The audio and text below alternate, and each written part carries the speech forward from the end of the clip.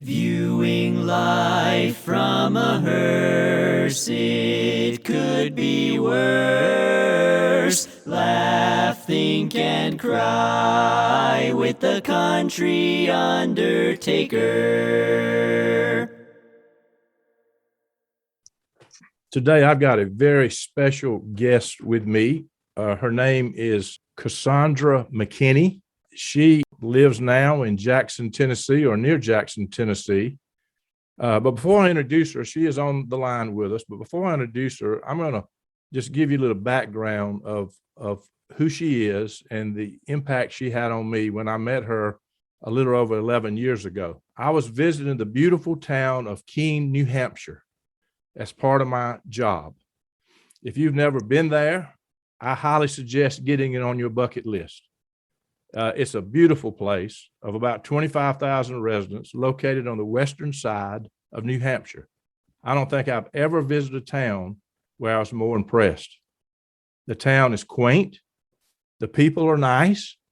They quickly open their arms to Southern talking guys like me. I noticed that from the reception at the hotel. I noticed it at the local restaurant where I had breakfast. I noticed it from the guy who worked for the city I stopped on the street to ask a few questions about his incredible town. I also noticed it at the local funeral home I visited. If you walk in a place in New England and you are met at the door by a gal from Jackson, Tennessee, she pretty much has your undivided attention if you're from Georgia. As you might imagine, my first question was, how in the world did a girl from Tennessee end up living and working in New Hampshire? She began telling me her story. She graduated from Mortuary College in Nashville and was having a difficult time finding a job. She had put her resume out and was frustrated that nobody would hire her. Although she graduated at the top of her class, she essentially gave up. She decided she had made a huge mistake thinking she could enter the funeral profession. She sadly began to look for other ways to make a living. Out of the clear blue, Cassandra got a call from Bob DeLuzio in Keene, New Hampshire. He had received her resume and a strong recommendation from a friend in the industry over the telephone. Bob flew Cassandra to New Hampshire to meet her and for her to meet them. There was one small item that Bob's friend had not mentioned, and Cassandra never mentioned it to me when she was telling me her story. Cassandra is blind. Bob's first response was a feeling of devastation. He had pretty much offered a job to someone to work as a funeral director and embalmer in his small town funeral home who was blind. What in the world should he do? Well, Bob proved my point about the special people in Keene, New Hampshire. He and his wife, Linda, hired her, and they took her under their wing. The blind girl from the little town between Nashville and Memphis became not only their employee, but became like one of their children. Cassandra has done well. In fact, she has done really well. She can do anything any other licensed person in the industry can do except drive, but licensed drivers are everywhere. Bob and Linda invested their lives in her, and the investment is paid off. The dividends are now coming in. Cassandra is the president of the New Hampshire State Blind Association, or she was then. She has created relationships with people Bob and Linda could have never reached. Bob and Linda and their staff welcomed her and trained her. The special community of Keene welcomed her with open arms. The local ambulance service of some 35 employees really welcomed her. She cooks Thanksgiving dinner for them every year. She took me on a tour of the facility, walked in every room, pointed out things in the room, and gave me a lesson in the history of this funeral home. The most interesting and impressive part to me was she never mentioned she was blind. Not one time. She simply does not feel sorry for herself. Cassandra has chosen not to use her blindness as an excuse. I was complaining for not getting enough sleep that night. By the way, what's your excuse? So Cassandra, thank you so much for joining me on here. Can you hear me? Are you on? I hope so. I am. Thank you so much for being here. And I think by what I just said that people are going to be very interested in your story, and what an amazing story. Tell me, let's start. You're a Tennessee gal. Tell me how you got an interest in getting in the funeral business. Well, I always wanted to have a job that was not just a job, that it was a passion. It was something that when you finished your work every day, you knew that you had made a difference in the world. And I get to do that every single day. I get to help people in one of the most difficult challenges that they go through, see some good and have an opportunity to say goodbye to someone that they love. Well, I get to help them do that. You do as good a job as that as anybody I've ever met. So let's talk about, you wanted to get in this business. Did you know somebody in the business? Well, I do not have any other family in the business. And as a young person, I spent a lot of time in prayer and a lot of time focusing on what God had called me to do with my life. And all those paths and all the doors opened for mortuary school. And I chose John A. Gupton in Nashville, primarily because it was closest to me, but also because it was a private institution. And I knew that there I would gain a lot more than just the mortuary college education, that I would learn what it was like to be a professional. I knew their standards were really high. Right.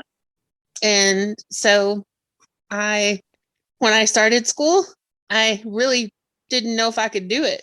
I was like, okay, Lord, this is what you want me to do, then you have to walk with me.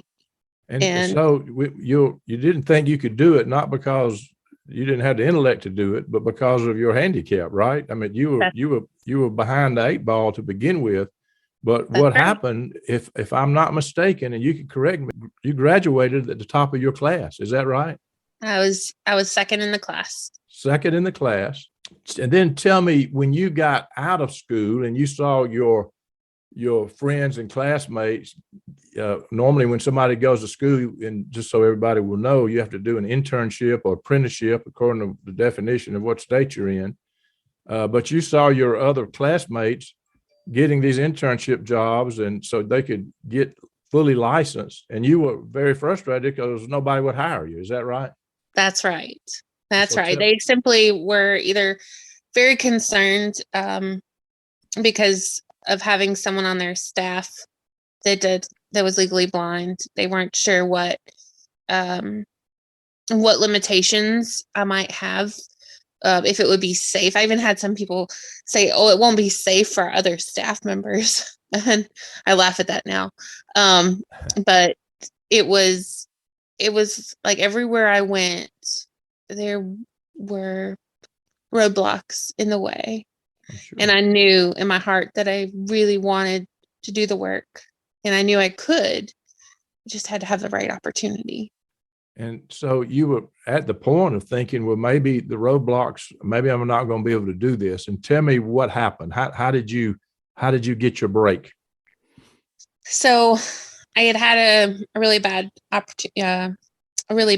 work experience, and I came away from that experience feeling almost worse about my future path in funeral service. And I went back to that prayer, Lord, if this is what you want me to do, you have to open doors. And I remembered at my graduation, there was a gentleman who owned a corporation of funeral homes who spoke, and I was introduced to him because of my position in the class, of course. And one of the last things he said to me was, "Well, if I can ever do anything to help you, just give me a call." And so it was a Monday, right around lunchtime, and I Googled his phone number, and I called the office, and his secretary was at lunch, and he answered the phone himself. which later on I found out he never does. And so that was a moment of fate. And so he asked me in that conversation if I was willing to relocate from, I was living in Nashville then, and he asked me if I would be willing to relocate. And I said, sure. I was young. I was 22 years old. I had no family ties, no nothing to hold me back. And so I was willing to relocate. And so he sent my resume out, and the rest is history. Well, that person that did that is ended up to be my boss, and I think I'm positive he was my boss when I came to New Hampshire, to Keene for the first time, and ended up to be a great friend of mine, is Steve Tidwell. And Yes. of all the people in the world for you to call and happen to get on the phone that day, there couldn't have been a better person to get on the phone. I mean, you got the right person. He's one of those people that deeply cares about other human beings. And he knew, I'm sure, I haven't asked him, but he knew you graduated at the almost top of the class, number 2. The other side of that coin, I know he called Bob DeLuzio in Keene, New Hampshire, and asked him if he would consider hiring you as an apprentice or intern or whatever they call it there, right? Isn't that kind of how that happened? Yes, sir.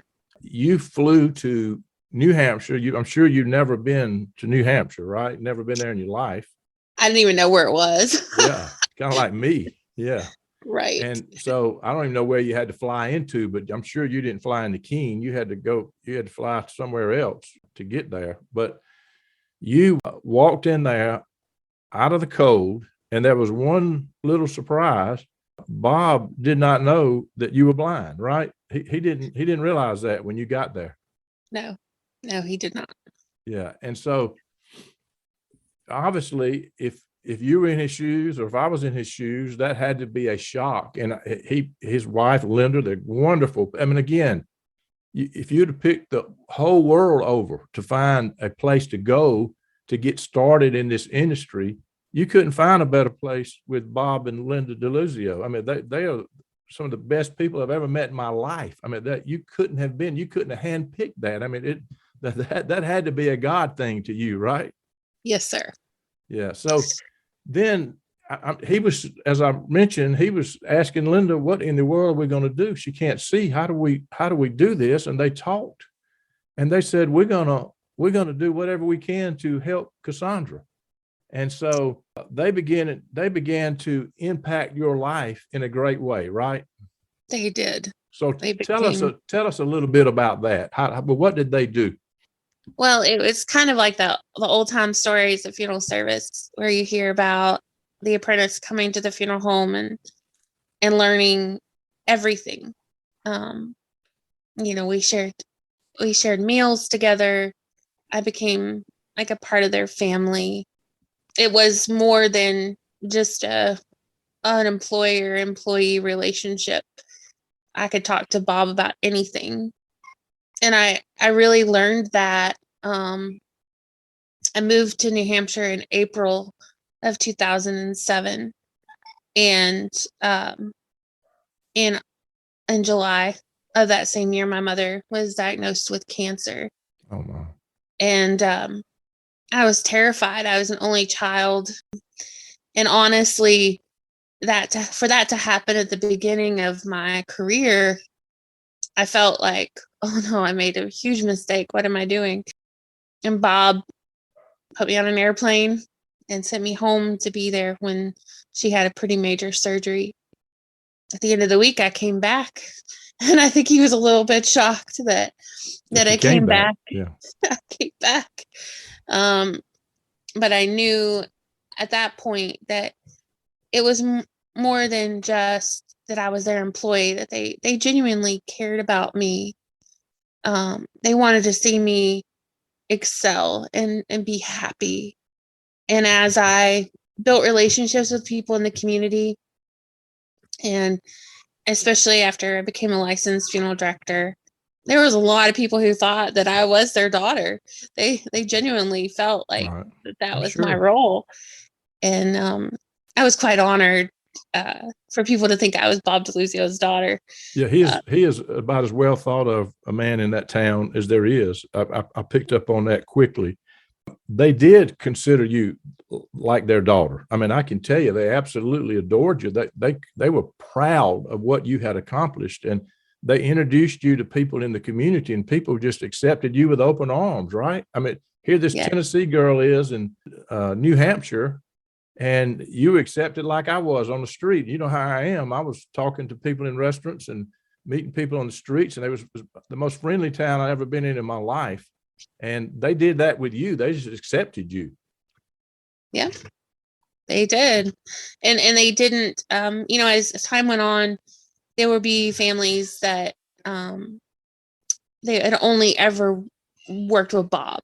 And I guess one of the greatest compliments to me would be that he would say, oh, well, I'm so honored that, you've entrusted us with your loved one. And I know I've served your family for many years, and I'm going to let Cassandra take care of your family. And I know that she'll take difficult to do. Yeah. That is amazing. It's just, as a old time funeral director, and you got a family that's looking to you for him to give that family to you, to entrust you with that family. That meant he really trusted you to do what you were doing. I remember this. You're so good. I had no idea that you were blind. And you took me on a tour of the funeral home. Nobody mentioned that to me. I had no idea. Well, now I am legally blind. So I have some usable vision. So I have, I can see the outline of a room and the items in a room. But the fine detail is what is unseen, I guess. Right. And I've been legally blind my whole life. There has never been a time in my life when I have been able to see perfectly. So it wasn't something that was taken away from me. And I grew up, my mother is also legally blind. So I grew up in a home where you just learn things a certain way. You learn how to be a lady, and growing up in the South, those are things that are taught to you very young. And one of those things is hospitality and being warm and welcoming and making people feel at home. And so it was never an option to not do those things, just because I couldn't see everything everybody else could see. And so I guess it's just. So I remember one time I was there, and I'm not sure if it was, obviously I was there several times and saw you there several times, but I remember you were waiting on a family, and it was obvious the reason we had that family. You had at some point joined the New Hampshire State Blind Association, and this family came over from Vermont because they wanted you to serve them. The guy that had passed away was blind and part of that organization. And I remember you were meeting with that family, and I walked down the hall and watched you. You couldn't see me. They couldn't see me. But I watched you with the paper in your hand, and you were feeling it. You were not looking at it, but you were feeling it with your hands and taking all the information that most of us take for granted by looking at it and writing down. I was just blown away by the way you were doing that. Yeah, I guess when I learned how to make arrangements with people, it was always told to me that my role as a funeral director, my primary role is to listen. I guess that's one of the things that I took a lot of pride in as a funeral director, is being able to build a relationship with a family in just a few hours. It was a gift that I had.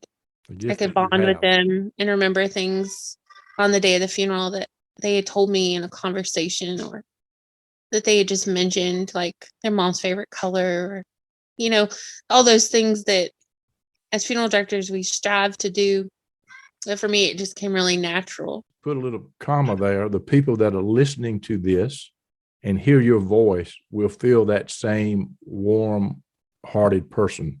You are gifted, not only with the way you interact with people, but your voice, your compassion. You are definitely gifted at what you do. There's no question about it. Another thing that I remember that Bob talked to me about, when you got to Keene, you really had no practice in embalming. Now that's subject that many people listening to this don't know much about, but it's a scientific procedure. And you have to be able to see to be able to do that effectively. And you learn how to embalm really by feel, right? That's right. By picking up the arteries and stuff that we have to do. It's like a surgery, but you were doing it by feel. Yep. And there's no textbook. We talked about it a little bit in mortuary school, the importance of being able to do what we do, not by sight. But there's no lesson on non-visual techniques of embalming. And so I basically had to teach myself that. I had to have all the hours and all the tears shed. You can imagine. Trying to figure out how to do it. And there were so many people that told me, oh, you'll make an excellent funeral director. You'll be an excellent, professional, but I don't think you'll ever be an embalmer. And I laugh at that now because that's all I do. That's what I understood. So where you're working now in Tennessee, you went back home. We'll hear that part of the story, but you're doing a lot of embalming, right? Only embalming. Yeah. Oh, really? So I know Bob worked with you in the prep room as well, right? He did. And there were people, his colleagues, his peers in the business were like, you have this young woman who works for you and she's blind. And are you sure, Bob? Like, are you really sure? And he's like, I'm sure. I'm sure. And just so people will know, this is a small town funeral home, and it's not like you got a lot of licensed embalmers. He needed somebody to do both, or it wasn't like there was other people to do it. So that's the quandary he was in, is that he had to have somebody to do it. And my goodness, you turned out to be able to do it well. And I think that was, as Bob was as proud of that as he was the way you interacted with families. So tell us a little bit, and I know that you had you lived across the street from the funeral home where also the ambulance service was located. And I remember that you built a relationship with the ambulance crew, and you even cooked Thanksgiving dinner for them every year, right? That's right. So tell me how that started. Well, of course, the ambulance guys that worked for the Delusios, they were as intrigued by this Southern young woman who came up there to live as well, because I didn't have any family there except for the Delusios. I built a lot of strong relationships with them, and a lot of them became like brothers to me, because most of them were men. And so when the crews would cook dinner, because they all cooked dinner at night, we would all chip in, and they'd invite me, to come over and eat with them. And so I would bring different dishes, and of course they were always intrigued by the southern meals, like chicken and dumplings and all the things that I had grown up making. So the first Thanksgiving, I said, well, why don't we cook Thanksgiving dinner? So they all had to work. It was a busy day for the ambulance. And so I ended up cooking the Thanksgiving dinner, and it just became tradition. And it went on for a long time until I had a family of my own. They loved it. We had chicken and dressing. And I remember. I mean, I was just amazed at what all you were doing in that town, and cooking Thanksgiving dinner for that crowd. It just blew me away. I mentioned that I don't think Bob ever even factored in the fact that you would bring business to his funeral home that he would have never gotten if you were not there, because the relationships you built through the Blind Association. I know you began speaking at those conferences. I remember at least one time you went to Orlando or somewhere. You flew down to speak to a convention, right? I did. I got to tell my story in front of 3,000 people at the National Federation of the Blind convention. And many times since then, I've had an opportunity to tell the story. I'm always humbled, because it wasn't, when I was doing the work, I knew that it was a pioneer effort. that there were not other young women who were legally blind who were pursuing degrees in mortuary science and licensure. And so I knew that in some way it would be something that would need to be recorded in the history of the blind.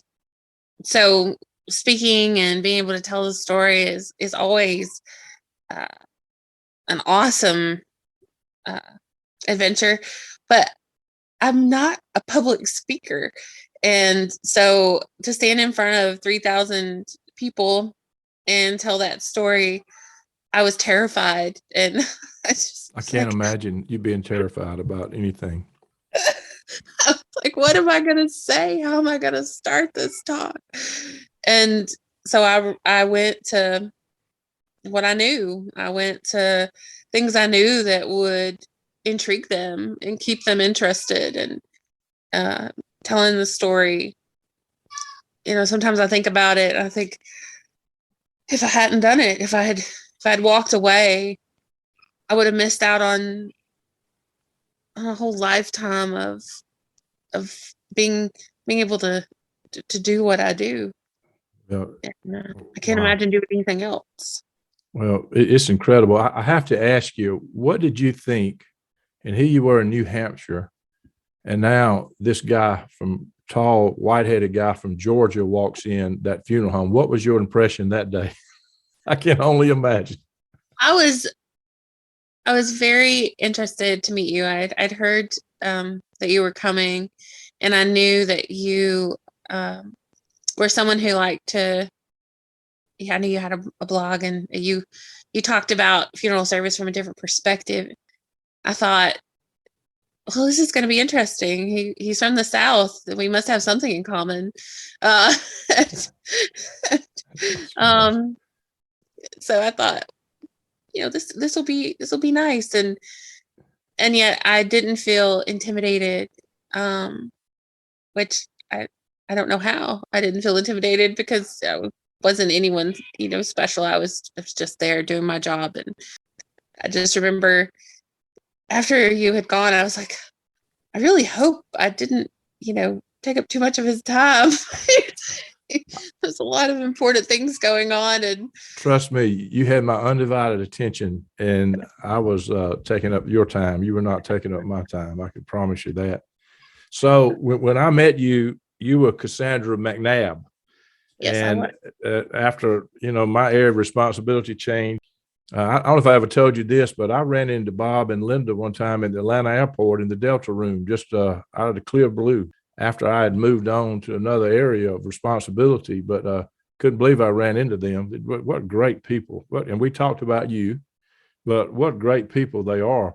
But at some point, you started dating your future husband, and I think, if I remember right, Jamie. He was from Tennessee, right? That's right. So how did you get that going? Well, it's kind of funny. We met when we were in the 6th grade. So we both came from a small town in West Tennessee, and we were really good friends in middle school. And then my family's home was destroyed by a tornado when I was in the 8th grade, which happens a lot in the South. And we had to move. My family moved to another town, and so right before my senior year, we moved back to Jackson. Jamie and I kind of rekindled our friendship, and after I graduated from high school, of course, McNabb and McKinney, they're not too far apart. In fact, we sat right beside each other at graduation. Right, both M's, right? Yep. And so we started dating right after high school. And of course, as young people, your paths take you different places, and you wonder, oh, do I really love him? Because we're really young, and Right. we have our whole lives ahead of us. And so as time went on, we started talking again, and then we dated for a couple of years, and then he asked me to marry him, and then he moved to New Hampshire. How long did he live in New Hampshire before you guys moved back? 7 years. Oh, wow. So I didn't realize it was that long. Yeah. So that's an incredible story. Now you've got two kids, and what's their names and ages, Cassandra? So the oldest is Robert, and he is 6. And the youngest is Timothy, and he's 3.5. What a wonderful, wonderful story that you were completely took a shot. You took a chance. You went to another part of the world, having no idea if you could really succeed in what you were facing. You hit it off. You did a superb job there. You ended up even getting your best friend, who became your husband, to come to New Hampshire, and you got married and had a family. And now you've moved back to Tennessee now, right? That's right. And tell me, I bet that was hard to leave Bob and Linda, wasn't it? It was. It was the decision to leave was 100 times harder than the decision to go. Well, I bet. There comes a point in your life when your parents are getting older. We're blessed. My grandparents are still living. I wanted my boys to know their family, their cousins, and to have those opportunities. But again, I wasn't looking for a way out of New Hampshire. I had started back to the prayer. Right. Lord, you know where we are, our situation, the desire of our heart is to be closer to our family. My grandmother's sister had passed away. She passed away here in Jackson. And so I called a friend, and that was Linda Yarborough. They own a mortuary service here in Jackson. I was calling her to find out if they might be able to help our family with my great aunt. By the end of that conversation, Linda had offered me a job. So the doors just opened up for you. They did. She said, have you ever wanted to come home? And that's how she said it. And that's what you've been praying about, right? That's right. I wanted to come home. Now, when I graduated from high school, I swore that I would never come back to this town. Sure. So I guess the Lord has a sense of humor. Wow. So what an amazing story. What an amazing story. What has been your greatest frustration in this whole story for you? I don't know. I think the hardest thing for me is the perceptions that people have when they think about funeral service. They think about the old time stories, the old time way of the business, right? And a lot's changed in 20 years, hasn't it? A long time ago, when I first started in the business, I used to worry, because when you drive to the cemetery in the procession, the funeral director gets out of the hearse and opens the door for the family. I never understood why it mattered what side of the hearse they got out of. I still don't understand, but there's a lot of perception that says that the funeral director has to be able to do everything. So I strive every day to change that perception. Like you said earlier, I could do just about anything. I've been an embalmer for a long time, and I've seen my fair share of difficult cases to have to handle. Imagine. And I've walked families down down paths that no person should ever have to walk down. Yeah, there's no doubt you have. So one day you'll be able to tell your children when they get older, they will be figuring it out. What's your greatest victory? What is your life story here? Well, I guess my life, if I have been able to prove one thing in my life, it's that if you truly believe in something in your heart and you put 150% of yourself into it and you strive for the very best. Don't just halfway do it. You give it all of who you are. And then the dreams and the goals and the aspirations that you have for yourself can come true. Wow. So 2 more questions. One is, there are people that will listen to this that may have some kind of disability that did not do what you just said. And maybe they're hovered in the corner a little bit and thinking they can't do much more than they think they can do. What's your message to them? I guess the limitations that we set for ourselves are the ones that limit us the most. If we truly believe that we can do something, then it takes more effort for people to prove that we can't than to prove that, to make it where we can't. If you strive for what you truly want and set realistic goals, have people that support you, have people that champion you. And that's one of the most important things, is surrounding yourself with people who support you. Everybody should have a Bob DeLuzio in their fan club. Or Steve Tidwell. Yeah. That's right.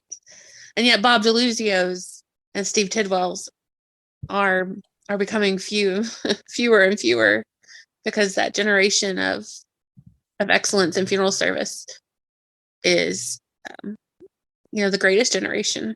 Right.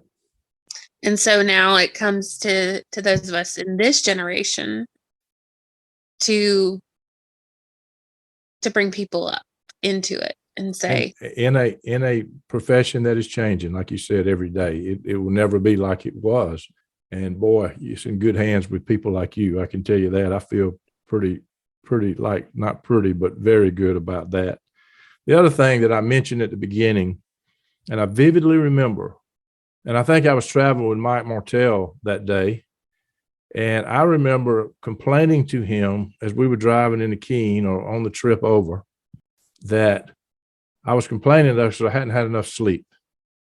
And I remember walking in there and realizing and hearing your story and finally figuring out what was going on and asking you a million questions, I'm sure. I was thinking, what in the heck am I complaining about? And I can't help but wonder what somebody like you, who has overcome so much to be successful, how does it impact you when people that have seemingly no limitations are complaining and fussing about everything that comes up? I just wonder what you think about that. Well, I guess going back to what I said before, I never thought of what I was doing as something extraordinary. I just knew that I got up every day and went to work and did what I felt like in my heart I was supposed to be doing. So I guess when I hear other people who don't have the same limitations, it's kind of like this. When I have friends and their car has to go in the shop because it won't run, or something's up, and they'll say, "Oh, I just don't know what I'm going to do without having a car for a few days." And I think, "Oh, I just don't know what I would do if I could get in a car and go where I want to go." Unbelievable. I guess those simple things. I don't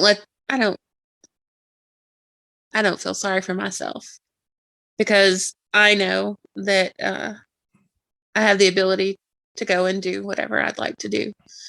I have worked on that independence my whole life. But I guess sometimes I wish that people could walk in my shoes for just a little bit. I can imagine. And not, I can only imagine, so but I can't put myself in your shoes, but I can imagine that would have to come across your mind for what you've done. I want to tell you, and I really mean this, I have met a lot of people in my life. And as you know, I've traveled all over the country. I've met a lot of people in this profession. I mean, some of the finest people that I've in the world are in this profession. I've never met anybody that inspired me more than you.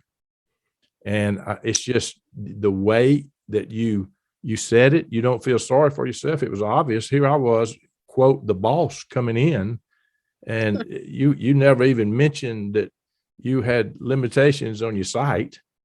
You certainly didn't feel sorry for yourself. And all of that is just inspiring. And as I have a feeling that a lot of people in the funeral business will end up hearing this.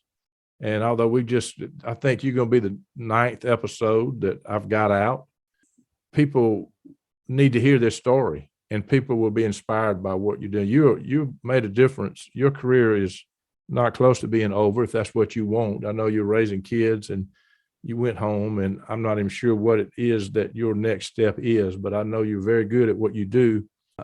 I'm just thankful and honored that I got to meet you.